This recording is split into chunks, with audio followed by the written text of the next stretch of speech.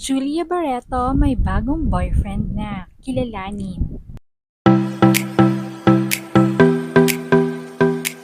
Trendy ngayon ang kumakalat na balita tungkol sa aktres na si Julia Barreto dahil sa umano'y bagong pag-ibig nito.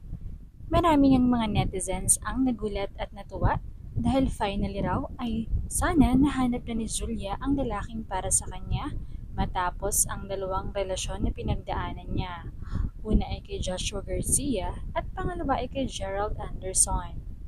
Ang tinutukoy nga na bagong relasyon nito ay ang mayamang negosyante na si Lucas Lorenzo.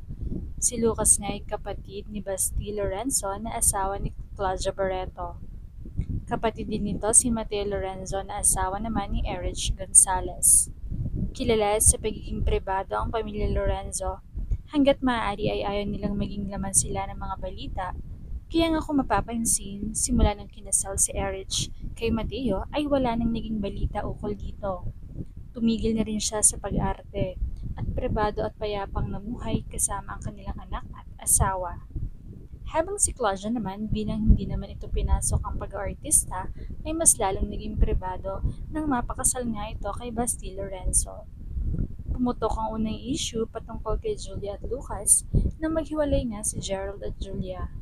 Noong una, akala ng iba ay maaayos pa nila ang kanilang relasyon matapos ang statement ni Julia sa pamamagitan ng kanyang agency ukol sa kanilang hiwalayan ni Gerald dahil nga spotted silang magkasama sa lamay ng kanyang lola Inday Barreto. Ngunit matapos iyon ay wala nang sumunod na sightings ng kanilang pagkikita at wala na mismong balita tungkol sa kanila. Lalo pa ngang nakumpirma na hindi na sila nagkabalikan ni Gerald nang sinabi ni Gerald sa isang interview na single na siya at sa ngayon ay hindi mo na siya tumitingin sa pag-ibig dahil kung dadating man daw ay sa kanya ito bibigyan ng panahon.